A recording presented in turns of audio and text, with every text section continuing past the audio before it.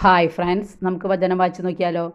ആരെങ്കിലും എന്നെ അനുഗമിക്കാൻ ആഗ്രഹിക്കുന്നുവെങ്കിൽ അവൻ തന്നെ പരിത്യജിച്ച് തൻ്റെ കുരിശെടുത്ത് എന്നെ അനുഗമിക്കട്ടെ. ഇത് മത്തായിയുടെ സുവിശേഷം 16-ാം അധ്യായം 24-ാം വാക്യമാണ്. നമുക്ക് നോക്കാം എന്താണെന്ന്. യേശു രക്തം ചിന്തി നേടിയെടുത്ത രക്ഷയിൽ പങ്കുചേരാനാണ് അവിടുന്ന് നമ്മെ ക്ഷണിക്കുന്നത്. യേശു ശിക്ഷയുടെ അടയാളമായിരുന്ന കുരിശിലെ നേടിത്തന്ന ആത്മാവിൻ്റെയും ജീവൻ്റെയും സമഗ്ര രക്ഷ നാം സ്വന്തമാക്കണമെങ്കിൽ നാം നമ്മുടെ കുരിശും സഹനങ്ങളുമായി യേശുവിൻ്റെ കുരിശിനോട് ചേർന്ന് നിൽക്കണം. എന്നിട്ട് കുരിശിനെ തിരുക്കുരിശാക്കി മാറ്റിയ യേശുവിൻ്റെ മനോഭാവങ്ങളും ജീവിതവും അനുകരിക്കണം. കുരിശിലെ സഹനം നേരത്ത് തൻ്റെ പിതാവിൻ്റെ ഹിതം നിറവേറ്റുകയും ശത്രുക്കളോട് ക്ഷമിക്കുകയുമാണ് അവിടുന്ന് ചെയ്തത്. പിശാച് മനുഷ്യന് സഹനങ്ങൾ സമ്മാനിക്കുന്നത് നമ്മെ നിരാശപ്പെടുത്താനും ദൈവവുമായുള്ള ബന്ധം ഉപേക്ഷിക്കാനുമാണ്.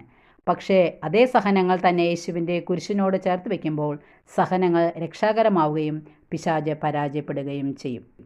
Thank you.